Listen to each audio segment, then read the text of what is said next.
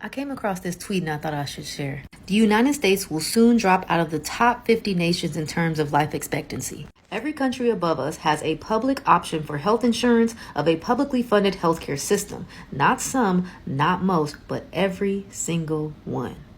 We certainly love to stand out.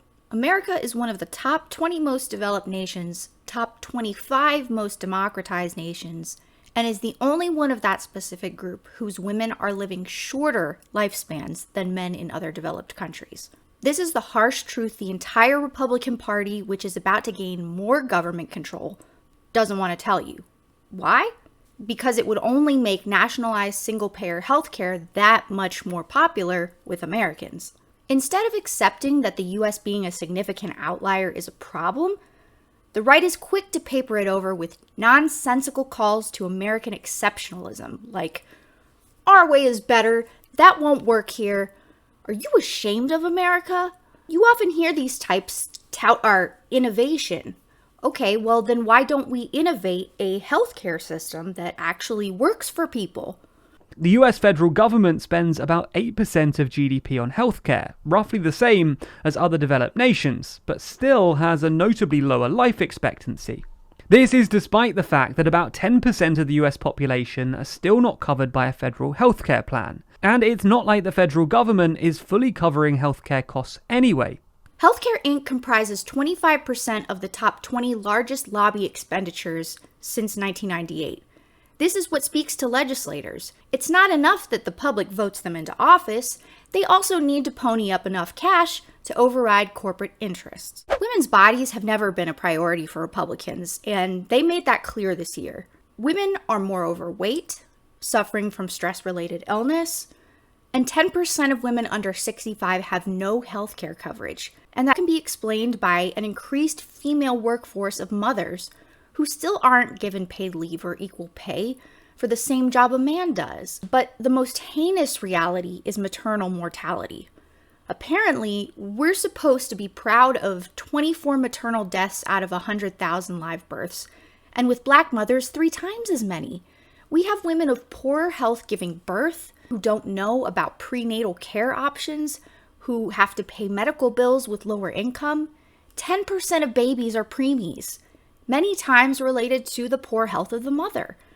And now, with Dobbs, women are more at risk of pregnancy and health complications due to the restriction and criminalization of reproductive provider care and potential contraceptive denial. Great job, America. The Affordable Care Act passed back in the Obama administration still guarantees pregnancy coverage for mother and child, but private insurers also get to decide how much they charge you and what specifics they cover. And 0 Republicans voted to prevent pregnant women from acquiring any coverage. We're seeing guns and suicide, homicide becoming the biggest causes of adolescent deaths.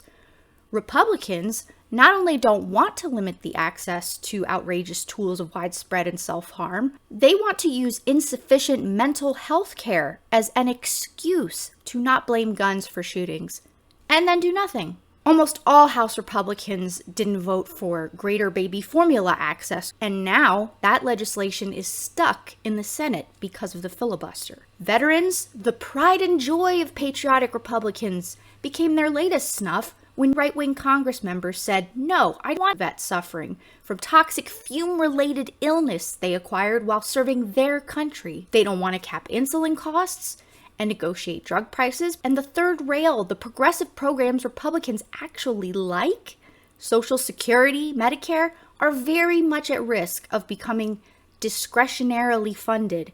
What's mandatory are things like Social Security and Medicare. If you qualify for the entitlement, you just get it no matter what the cost.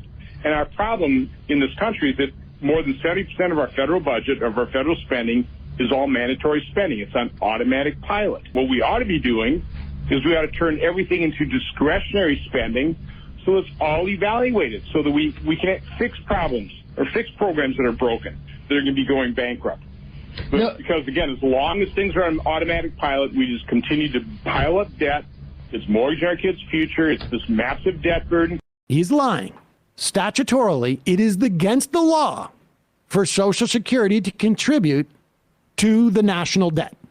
It is self-funding. And that means taxes appropriated for those programs could be spilled into a general fund that goes toward the military-industrial complex we all love so much, or makes up for the tax cuts for the wealthy, which means the benefits from these programs won't extend beyond the life of the a-holes who are manipulating it.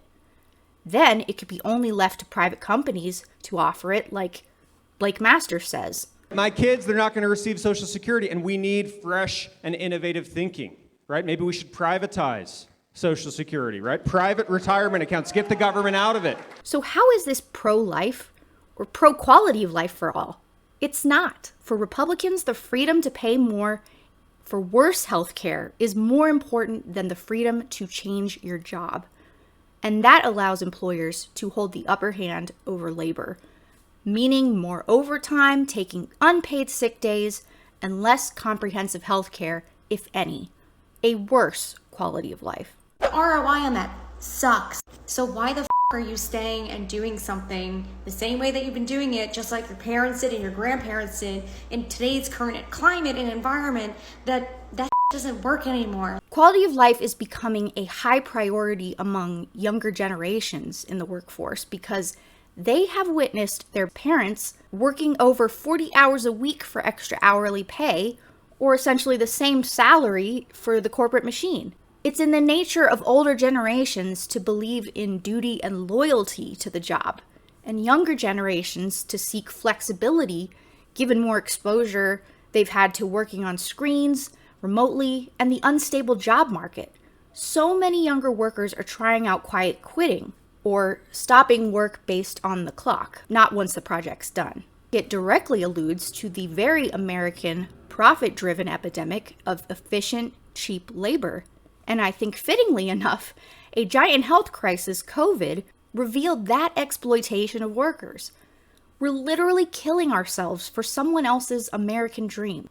While that person ensures through private and government power, we hamsters never leave the wheel. And those right-wing exceptionalists get to brag about our global dominance. We have to vote out Republicans who all support this human torture, so healthcare will finally be seen as a right and we'll have more bargaining power with Medicare for all.